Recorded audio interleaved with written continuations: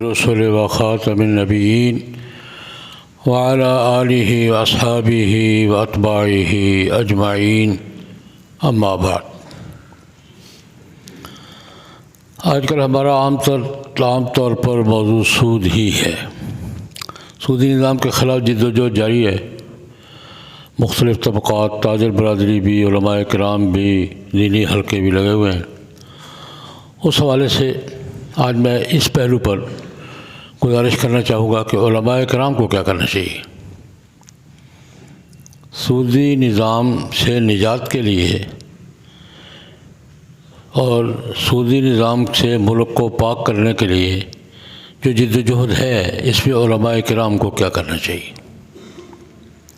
علماء کرام جو بھی کسی بھی مکتب فکر کے ہوں، جو بھی مسجد سے تعلق رکھتے ہیں، جمعے سے تعلق رکھتے ہیں، وعظ سے تعلق رکھتے ہیں، کتابت سے تعلق رکھتے ہیں، تدریس سے تعلق رکھتے ہیں، ان کو 2-3 کام تو بہرحال کرنے ہی چاہیے۔ ایک تو یہ ہے کہ سود کی حرمت، سود حرام ہے، اور صرف حرام نہیں، نحوست بھی حرام بھی ہے، اور ہر حرام منحوس ہوتا ہے۔ سب سے بڑا منحوس کون سا ہے؟ سود۔ ان لوگوں پر واضح کرتے رہنا چاہیے۔ جمعہ کے خطبہ میں، عوامی درس میں، کتاب کے سبق میں، سکول کے لیکچر میں، جہاں موقع ملے، سود کی حرمت اور سود کی نحوست اور سود کے نقصانات علماء کرام کو اپنے اپنے دائرے میں موقع بموقع واضح کرتے رہنا چاہیے۔ سب سے پہلی ہماری ذمہ داری تو یہ۔ دوسری ہماری ذمہ داری یہ ہے بحیثیت علماء کے کہ متعلقہ طبقات سے رابطہ قائم کریں، تاجروں سے، بینکاروں سے، اور تاجر بزنس کمیونٹی سے، وکیلوں سے، ان کو اس مہم کے لیے تیار کریں۔ ہم بریف کریں گے، تیاری کریں گے، تو ان کو اس کے لیے تیار کریں تاکہ اجتماعی ایک دوسرے کے ساتھ بھی تعاون بڑھائیں۔ مختلف مکاتب فکر کے علماء کرام آپس میں اس مسئلے پر، جیسے ختم نبوت پہ سب تعاون کرتے ہیں، یہ بھی اسی نوعیت کا مسئلہ، اجتماعی مسئلہ ہے۔ جس طرح ختم نبوت کے مسئلے پر سارے مکاتب فکر ایک دوسرے سے تعاون کرتے ہیں، تاجر بھی تعاون کرتے ہیں، وکیل بھی تعاون کرتے ہیں، اسی طرح کا ماحول بنانا یہ ہماری ذمہ داری ہے۔ ہم تمام طبقات سے رابطہ قائم کریں اور ان کو آپس میں متحد ہو کر کام کرنے کے لیے تیار کریں۔ یہ تو عام سی بات ہے کہ ہماری جو 2 ذمہ داریاں، تو بہرحال اس کے لیے کسی دلیل دینے کی ضرورت ہے، ہماری ذمہ داری بنتی ہے۔ لیکن ایک تیسری ذمہ داری بھی ہماری ہے جس پر میں آج تفصیل سے بات کروں گا۔ وہ ہے کہ سودی نظام کے حوالے سے جو شکوک و شبہات سوشل میڈیا پر، اخبارات میں، مضامین میں اٹھائے جا رہے ہیں، ان کو ڈسکس کریں، ان کو نظر انداز نہ کریں، ان کو کیا کریں؟ ڈسکس کریں۔ سوالات کو سمجھیں، ان کے جوابات تلاش کریں، لوگوں تک پہنچائیں، کیونکہ یک طرفہ سوالات اور اشکالات پھیلتے جائیں نا، اور جواب نہ ہو تو کیا ہوتا ہے؟ پھر سب شکار ہو جاتے ہیں۔ سوال ہو رہا ہے، جواب نہیں آ رہا، شک پیدا ہو رہا ہے، وضاحت نہیں ہو رہی، اور یہ ہو رہا ہے یا نہیں ہو رہا؟ اخبارات میں بھی ہو رہا ہے، سوشل میڈیا پہ بھی ہو رہا ہے، عام مجلسوں میں بھی ہو رہا ہے۔ شکوک اور شبہات پیدا کیے جا رہے ہیں، کوئی نئے نہیں ہیں۔ یہ میں عرض کروں گا کہ یہ جتنے بھی شکوک نئے نہیں ہیں، سب پہلے ڈسکس ہو چکے ہیں۔ یہ تیسری، اور اس کے لیے ہمیں تھوڑا سا محنت کرنی پڑے گی، خود اسٹڈی کرنا پڑے گی، کیونکہ شکوک شبہ کو جب میں خود نہیں سمجھوں گا، دوسروں کو کیا سمجھاؤں گا؟ اس پر میں یہ کرنا چاہوں گا کہ یہ کوئی نئی بات نہیں ہے۔ شکوک شبہات کا نوٹس لینا، ان کا جواب دینا، لوگوں کو مطمئن کرنا، تسلی کرانا، یہ ہماری دینی ذمہ داری ہے اور شروع سے چلی آ رہی ہے۔ مثال کے طور پر جناب نبی کریم صلی اللہ علیہ وسلم کے زمانے میں اس مسئلے پر شکوک و شبہات کا اظہار کیا گیا تھا۔ ان میں سے 3 کا ذکر کروں گا، 2 کا تو قرآن نے ذکر کیا نا، 1 کا حضور نبی کریم صلی اللہ علیہ وسلم نے ذکر کیا ہے۔ یہ مثال کے طور پہ آپ کو سمجھ کرنا چاہوں گا کہ سودی نظام کے حوالے سے شکوک و شبہات خود جناب نبی کریم صلی اللہ علیہ وسلم کے زمانے میں کیے گئے، ان کے جوابات دیے گئے، تو ہمیں یہ ماحول دوبارہ اٹھانا ہوگا کہ جو سوالات ہوتے ہیں اس کے جوابات دیں، اس کے لیے تیاری کریں، لوگوں کو شکوک و شبہات کو ڈسکس کریں، نظر انداز نہیں کریں، یہ نہیں یاد لگے رہنا دو نہیں، ہمیں بھی لگے رہنا ہوگا۔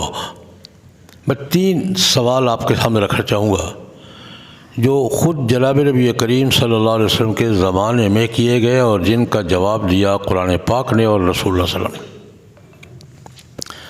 لیکن اس سے پہلے یہ بات بھی شامل کر لیں کہ سود ہر شریعت پہ حرام رہا ہے، جو بھی آسمانی مذاہب ہیں جتنے بھی، 2 تو ہمارے پاس ریکارڈ پہ ہیں، یہودی عیسائی آسمانی مذاہب جس کو ہم اہل کتاب کہتے ہیں، اور کیا وہ بھی جو بھی آسمانی مذاہب ہیں سب میں سود حرام ہے۔ بائبل میں آج بھی موجود ہے، آپ کی فیصل آباد کی چھپی ہوئی بائبل میں بھی آج بھی وہ آیات جن میں سود کو حرام قرار کیا موجود ہیں، میں نے کئی دفعہ حوالہ دیا ان کا۔ قرآن تو کہتا ہی ہے، بائبل بھی کہتی ہے، تورات بھی کہتی ہے، انجیل بھی کہتی ہے، ہندوؤں کی وید بھی کہتی ہے کہ سود کا لین دین جائز نہیں ہے۔ پرانی کتابوں میں اگرچہ تحریف شدہ ہیں لیکن احکام موجود ہیں۔ تمام آسمانی شریعتوں میں سود حرام رہا ہے، حرام تھا اور حرام ہے۔ جب نبی کریم صلی اللہ علیہ وسلم نے سود کے حرام ہونے کا اعلان کیا، اور صرف اعلان نہیں کیا بلکہ عملاً سود کو ختم کیا، جب نبی کریم صلی اللہ علیہ وسلم سود کے لین دین سے منع کرنے کا اعلان کر رہے تھے، ہر طرف سود تھا، قرضوں میں بھی تھا، تجارت میں بھی تھا، اور جب حضور دنیا سے پردہ پوش ہوئے ہیں تو ہر دنیا میں سود نہیں تھا۔ زیادہ عرصہ نہیں، 2-3 سال میں ختم ہو گیا تھا، عملاً ختم کیا تھا، صرف اعلان نہیں کیا کہ حرام ہے، اس حرام کو حضور نے عملاً ختم کیا تھا۔ اس لیے چونکہ رواج تھا، لوگوں کا کاروبار اسی حوالے سے ہوتا تھا، سوال بھی ہوئے۔ پہلا سوال یہ ہوا جس کا ذکر قرآن پاک نے کیا ہے، جب سود کے حرام ہونے کا اعلان ہوا تو انہوں نے قالوا انما البیع مثل الربا، انہوں نے کیا اعتراض کیا کہ سود بھی تو بزنس کی قسم ہے یار، انما البیع مثل الربا، تجارت بھی سود کی طرح ہے اور سود بھی تجارت کی طرح ہے، وہ بھی لین دین ہے، یہ بھی لین دین ہے، وہ بھی نفع کے ساتھ ہے، یہ بھی نفع کے ساتھ، فرق کیا ہے؟ بات سمجھ آئیے؟ یہ اعتراض ہوا تھا، قرآن پاک نے ذکر کیا ہے، جواب بھی دیا ہے۔ سوال کیا ہے؟ قالوا انما البیع مثل الربا، اللہ کہتے نہیں، احل اللہ البیع وحرم الربا، بزنس اور کاروبار کا سود ایک نہیں ہے، اللہ پاک نے بیع کو حلال کہا ہے، سود کو حرام کہا ہے۔ وہ سوال ہے کہ بزنس اور سود میں کوئی فرق نہیں، یہ جواب ہے کہ نہیں جناب، اللہ پاک احل اللہ البیع وحرم الربا، سود اور چیز ہے، تجارت اور چیز ہے، تجارت کے نتائج اور ہیں، سود کے نتائج اور ہیں، یہ بات واضح کرنا قرآن پاک نے جب کیا تو ہماری ذمہ داری نہیں ہے۔ جب قرآن پاک نے لکیر کھینچی ہے، نہیں بھئی یہ سود ہے، یہ ربا تجارت ہے، یہ حرام ہے، یہ حلال ہے، جب قرآن پاک نے لکیر کھینچی ہے تو اس لکیر کو واضح کرنا ہماری ذمہ داری نہیں ہے۔ تو یہ ایک سوال تو یہ تھا، اللہ پاک نے کہ نہیں، سود اور تجارت ایک نہیں ہے، الگ الگ ہے، وہ حلال ہے، وہ حرام۔ میں بات سمجھانے کے لیے کروں گا مثال کے طور پر کہ قرآن پاک نے اتنا کہہ دیا کہ حلال ہے، حرام ہے، اور تو بات نہیں کی، لیکن آج تو بات بہت ہو چکی۔ آج کی یہ ہمارے تعلیم یافتہ حضرات، معیشت کے ماہرین علماء، ذرا کتابوں میں جائیں، ریسرچ میں جائیں، آج کی دنیا کی جدید ترین معیشت کی مہارت تسلیم کرتی ہے تجارت کے نتائج اور ہیں، سود کے نتائج اور ہیں۔ آج کے دنیا کے ماہرین معیشت سے پوچھے، آج کے ماہرین معیشت جو آج جس جدید ترین ریسرچ ہے، سائنٹیفک ریسرچ، وہ یہ کہتی ہے کہ تجارت سے رقم اور چیزیں پھیلتی ہیں، سود سے سمٹتی ہیں۔ بنیادی پوائنٹ، آج کی ریسرچ کا بنیادی پوائنٹ ہے، تجارت سے دولت پھیلتی ہے اور سود سے دولت سمٹتی، ایک جگہ اکٹھی ہوتی رہتی ہے۔ اور اس کا آج دنیا سر پکڑے بیٹھی ہے، ورلڈ بینک سمیت، IMF سمیت، ورلڈ بینک سمیت سر پکڑے بیٹھے ہیں کہ سود نے معیشت کو جس ٹریک پہ ڈال دیا، کیسے واپس کیسے لائیں۔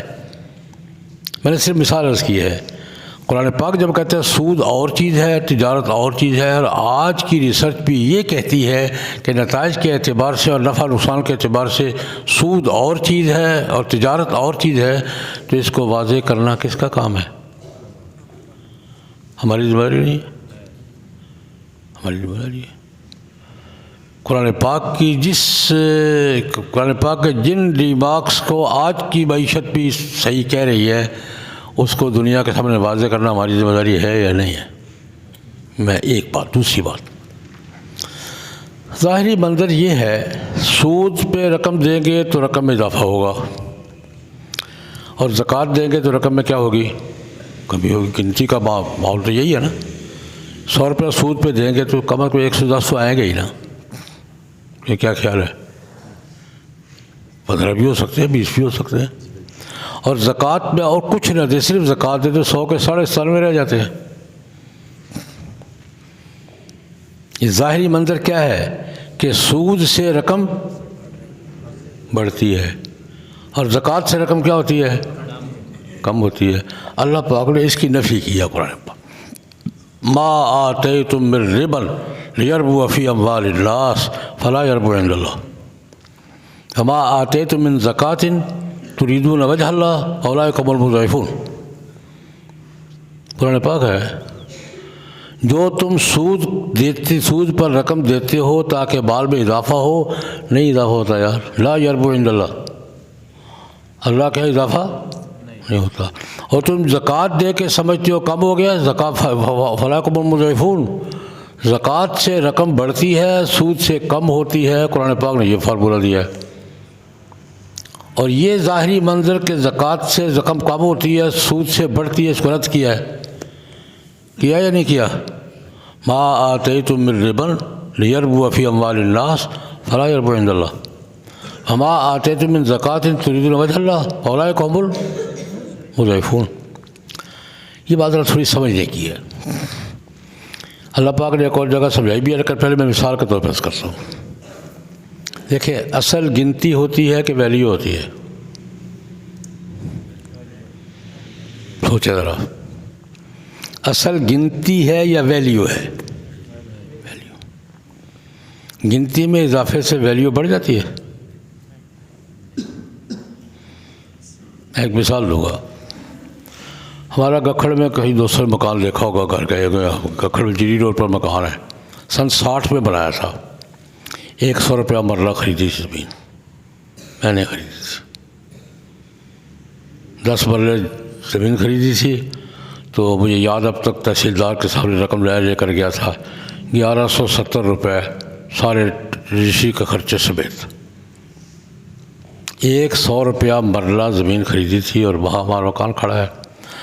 اب وہاں ایک مرلہ زمین گکھڑ میں جیری روڈ پر، کل میں نے ایک مجمعے میں پوچھا کہ جی 1 کروڑ روپیہ۔ گنتی بڑی ہے 100 روپے سے کروڑ تک، ویلیو تو وہی 1 مرلہ زمین ہی ہے نا۔ ویلیو کیا ہے؟ 1 مرلہ زمین ہے، وہی 1 مرلہ زمین ہے، وہی رہے گی، وہی تھی، وہی ہے، وہی رہے گی۔ ویلیو بڑی ہے یا گنتی؟ یا تو 1 مرلے کی 10 مرلے ہو جانے پھیل کر، زمین تو وہی 1 مرلہ ہے، اور قیمت 100 روپے سے چڑھ کے کہاں گئی ہے؟ 1 کروڑ روپے پر۔ یہ گنتی بڑی ہے یا ویلیو بڑی ہے؟ بات سمجھ آ رہی کہ نہیں آ رہی؟ گنتی بڑی ہے، 100 سے کروڑ چلی گئی، اور ویلیو وہی 1 مرلہ، کتنے فٹ ہوتی ہے وہ جگہ، وہی ویلیو وہی ہے۔ اچھا، ایک بات اور سمجھ لیں، ویلیو گنتی تو آپ کے پاس ہے، ویلیو آپ کے کنٹرول میں ہے؟ آپ کی جیب میں 1000 روپیہ ہوگا، یقیناً اللہ کرے ہر ایک یہ ہو، اور 5-5 ہزار ہوں، 5000 روپیہ مثال کو میری جیب میں ہے، اور 5000 روپیہ کس کے ہیں؟ میرے ہیں نا، میری جیب میں ہے، لیکن 5000 کی ویلیو میرے کنٹرول میں ہے؟ یہ 5000 سے 7000 بھی ہو سکتی ہے، 5000 سے 3000 بھی ہو سکتی ہے، کس نے کرنی ہے؟ ورلڈ بینک نے۔ نوٹ میرے پاس ہے، ویلیو اس کے پاس ہے۔ میری بات سمجھ آ رہی ہے کہ نہیں آ رہی ہے؟ نوٹ میرے پاس ہے، ویلیو میرے کنٹرول میں نہیں ہے۔ وہ 1000 روپیہ کم بھی ہو سکتی ہے، 1000 روپیہ، اور اتھارٹی کون ہے؟ World bank. یہی بات اللہ نے یہاں سمجھائی ہے۔ فرمایا سود سے رقم کم ہوتی ہے، زکوٰۃ سے رقم بڑھتی ہے، اس لیے کہ ویلیو میرے پاس ہے۔ یمحق اللہ الربا ویربی الصدقات، میری ویلیو میرے پاس ہے، زکوٰۃ سے رقم بڑھاتا ہوں، سود سے کم کرتا ہوں۔ کائنات کا ورلڈ بینک کہہ رہا ہے، کائنات کا سب سے بڑا ورلڈ بینک اللہ کی ذات ہے، میں کرتا ہوں یار۔ یمحق اللہ الربا ویربی الصدقات، ربا سے سود سے رقم کو کم کرتا ہوں، صدقات سے بڑھاتا ہوں۔ ویلیو اصل کیا ہے؟ ویلیو اصل ویلیو ہے، اور قرآن پاک کہتا ہے کہ سود ظاہری طور پر گنتی جتنی بھی بڑھا لو، ویلیو وہی ہے جو ہم نے طے کی ہے، وہی رہے گی۔ تو میں نے بات یہ کی ہے کہ یہ گنتی کا جو چکر ہے، یہ بھی قرآن پاک نے ڈسکس کیا ہے کہ نہیں کیا؟ ویلیو اور گنتی کا چکر بھی قرآن پاک نے ڈسکس کیا ہے یا نہیں کیا؟ آج بھی یہ چکر ہے یا نہیں ہے؟ اس پہ بات کس نے کرنی ہے؟ فرشتوں نے؟ کیا ہماری علماء کی ذمہ داری نہیں ہے کہ ہم اس بحث کو بھی پہلے پڑھیں پھر لوگوں کو پڑھائیں؟ ایک تیسرا اشکال بھی ہے جو نبی کریم صلی اللہ علیہ وسلم کے سامنے بیان ہوا۔ میں نے عرض کیا تھا 2 اشکال قرآن پاک نے ڈسکس کیا ہے، ایک حضور نے ڈسکس کیا ہے۔ لمبی بات پہلے سنا چکا ہوں آپ کو کہ جب بنو ثقیف کا وفد ملا ہے نا نبی کریم صلی اللہ علیہ وسلم سے، طائف کے سرداروں کا وفد فتح مکہ کے بعد رسول اللہ صلی اللہ علیہ وسلم کے پاس گیا، تو چونکہ طائف فتح نہیں ہو سکا تھا تو طائف والے خود گئے تھے اسلام قبول کرنے کے لیے۔ تو یہ گھمنڈ لے کر کہ ہم جا رہے ہیں، انہوں نے ہمیں فتح نہیں کیا، ہم جا رہے ہیں، اسلام قبول کریں گے، اپنی شرطوں پر کریں گے، اسلام قبول کلمہ پڑھیں گے، لیکن چونکہ ہم جا رہے ہیں نا اپنی شرطوں پر کریں گے۔ بہت سی شرطیں لگائی تھی، 2-3 کا ذکر کرتا ہوں۔ اور یہ علماء کرام سے بالخصوص یہ کہوں گا، سیرت کی کوئی کتاب درمیانی تھی، اس میں فہرست میں عنوان ساری تو ہم نے پڑھنی نہیں ہوتی، کیوں نہیں پڑھنی ہوتی ہے؟ ہمارا کتاب کا ذوق کیا ہے؟ سجانے کے لیے۔ کتاب کا ذوق کیا ہے؟ سجانے کے لیے۔ پڑھتے بھی ہیں؟ کیا خیال ہے؟ ایک لطیفہ میں نے پڑھ رکھا تھا، سنا دیتا ہوں۔ ہمارا کتاب کا ذوق کیا ہے؟ ایک وہ بڑی خاتون تھی، مالدار، اس نے کوٹھی بنوائی، تو کوٹھی میں بڑوں کی کوٹھی میں لائبریری بھی ہونی چاہیے، ٹھیک ہے جی، الماریاں بنوائیں، تو اس پہ الماریوں کو رنگ شنگ کروائے، ایک بلیو ہے، ایک ڈارک ہے، ایک گرین ہے، ایک خانے بنوائے۔ اب کتابیں کہاں سے کتابیں لے لیتے چل کے، بڑے کتب خانے میں گئی، فیتے سے معاف کر گئی، اتنے انچ بلیو کلر کی، اتنے انچ ڈارک بلیک کلر کی، اتنے گرین کلر کی، وہ فیتا باپ کے کتابیں چاہیے، لا کے سجا دی۔ یہ بلیو کلر کی کتابیں ہیں، یہ بلیک کلر کی کتابیں ہیں، یہ جناب گرین کلر کی کتابیں ہیں، یہ مالٹا کلر کی کتابیں ہیں۔ ہمارا کتاب کا ذوق یہی ہے۔ میں غلط کہہ رہا ہوں؟ طلباء سے پوچھ رہا ہوں، میں غلط کہہ رہا ہوں؟ ہم نے مطالعہ چھوڑ دیا ہے، کتاب بھی ہمارے یہاں سامان تعیش ہے، شو پیس ہے، کتاب بھی ہم علماء کے ہاں بھی کتاب شو پیس بن کے رہ گئی ہے، بات سمجھ آئی کہ نہیں؟ لیکن میں کہوں پڑھیں۔ انہوں نے شرطیں لگائی، شرطیں 3-4 جگہ، کہتے ہیں جناب آپ کہتے ہیں کلمہ پڑھے، کلمہ پڑھتے ہیں۔ پہلی شرط ہماری یہ ہے کہ بت نہیں توڑیں گے آپ ہمارا، باقی بت آپ نے سارے توڑ دیے ہیں، بھکے کے بھی توڑ دیے ہیں اور سارے توڑ دیے، ہمارا بت نہیں ٹوٹے گا۔ ان کا بت کون سا تھا؟ لات، افریتم اللات والعزیٰ، بت کھڑا رہے، عبادت نہیں کریں گے، بت کھڑا رہے گا۔ دوسری جناب نماز آپ کہتے 5 وقت پڑھنی ہے، پڑھیں گے، انکار نہیں ہے، نماز سے بھی انکار نہیں ہے، 5 نمازوں سے بھی انکار نہیں ہے، ٹائم شیڈول ہمارا ہوگا، اوقات ہم مقرر کریں گے اپنی مرضی سے، ہماری مرضی اکٹھی پڑھ لیں، ہماری مرضی رات کو پڑھیں، یہ ٹائم شیڈول ہمارا، نمازوں سے انکار نہیں ہے، 5 سے بھی انکار نہیں، ٹائم شیڈول ہمارا ہوگا۔ یہ دوسری شرط ہے۔ تیسری شرط آپ کہتے ہیں شراب حرام ہے، کیا خیال حرام ہے کہ نہیں ہے؟ اب بھی ہے، ابھی تک ہے میرا خیال ابھی تک شراب کیا ہے؟ حرام ہے۔ تو ہمارا تو علاقہ انگوروں کا ہے، یہ ریلیجن آرگو کیا، ہمارا علاقہ انگوروں کا ہے، طائف اب بھی انگوروں کا علاقہ ہے، انگور کی پیداوار سب سے زیادہ ہے، انگور کچا مارکیٹ میں پھینکتے ہیں، کچھ نہیں ملتا، نچوڑ کے پکا کے بیچتے ہیں، سارے سال کا خرچہ نکل آتا ہے۔ ہماری معیشت کا مسئلہ ہے، بھائی شراب نہیں چھوڑیں گے۔ شراب کا مسئلہ کس کا مسئلہ ہے؟ معیشت کا مسئلہ، نہیں چھوڑیں گے۔ 3، چوتھی آپ کہتے ہیں سود چھوڑ دیں، یہ نہیں ممکن نہیں ہے۔ دلیل کیا دی؟ دوسری قوموں کے ساتھ ہماری تجارت متاثر ہوگی، ہمارا انٹرنیشنل بزنس ٹھپ ہو جائے گا۔ آج بھی یہی دلیل ہے، دوسری قوموں کے ساتھ ہماری تجارت کیا ہو جائے گی؟ ٹھپ ہو جائے گی، نہیں چھوڑیں گے۔ کتنی ہو گئی؟ ایک اور بھی ہے، آپ کہتے ہیں زنا حرام ہے، شادیاں دیر سے کرنے کا رواج ہے، گزارا نہیں ہوتا، یہ لفظ ہیں، شادیاں بہت دیر سے کرنے کا رواج ہے، گزارا نہیں ہوتا۔ بت نہیں ٹوٹے گا،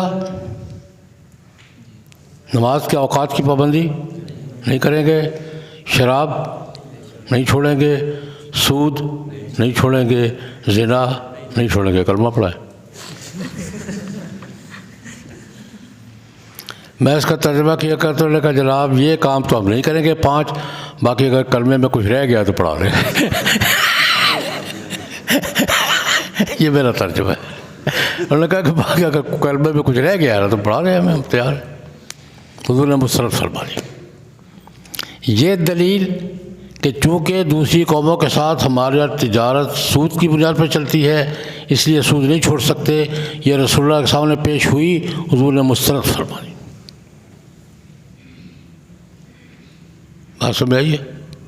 ایک بات اور شامل کر کے بات کروں، یہ میں آپ کو علماء کرام سے بات کر رہا ہوں، بھئی یہ مسائل ڈسکس کرنا ہماری ذمہ داری ہے۔ ایک یہ بھی واقعہ سود حرام ہے مسلمانوں کے لیے ہے نا، قرآن کے احکام کس کے لیے ہے؟ غیر مسلموں کو کیا کہتے ہو؟ بات سمجھے؟ بڑا کامن سینس کا سوال ہے، بڑا کامن سینس کا سوال ہے کہ جناب غیر مسلم سود کرے تو آپ کو کیا تکلیف ہے؟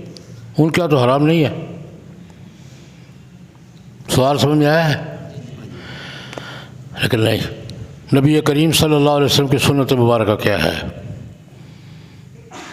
نجران کے عیسائی معاہدے کے تحت ریاست میں آئے تھے، معاہدہ نجران پڑھیں، میں پھر کہوں گا پڑھیں، خدا کے لیے پڑھیں، اب سیرت تو پڑھ لیں، معاہدہ نجران سیرت کی کتاب موجود ہے، عیسائیوں کے ساتھ عیسائی مسلمان ریاست میں شامل ہوئے تھے، رسول اللہ صلی اللہ علیہ وسلم کی حکومت تسلیم کی تھی، معاہدہ ہوا تھا، معاہدے میں لکھا ہے تم میں سے کوئی آدمی ذمہ دار آدمی تو بولے جی کہ تم سود کا کاروبار نہیں کرو گے ہماری ریاست میں، مسلم ریاست میں سود کا کاروبار تم غیر مسلم بھی نہیں کرو گے۔ اگلا جملہ یہ ہے تم میں سے کسی ذمہ دار شخص نے سود کا کاروبار کیا تو معاہدہ ختم ہو جائے گا۔ میں نے 3-4 باتیں عرض کی ہے کہ یہ علمی بحثوں کی ہے، میں علماء کرام سے کہہ رہا ہوں ہماری ذمہ داری بنتی ہے، ایک تو سود کے حرام ہونے اور منحوس ہونے کا لوگوں کو سمجھاتے رہیں، دوسرا اس کی محنت کے لیے مختلف طبقات کو کیا کرتے رہیں، تیار کرتے رہیں، بریف کرتے رہیں. اور تیسری بات، جو شکوک و شبہات مختلف حوالوں سے سامنے آ رہے ہیں ان کو پہلی بات اسٹڈی کریں. پہلی بات کیا ہے؟ اسٹڈی کریں، پھر ڈسکس کریں، پھر ان کو سمجھائیں کہ اشکالات کا جواب دیں، تب جا کے یہ آگے بڑھے گی. اللہ پاک ہم سب کو توفیق عطا فرمائے. اللہم صلی علی سیدنا محمد.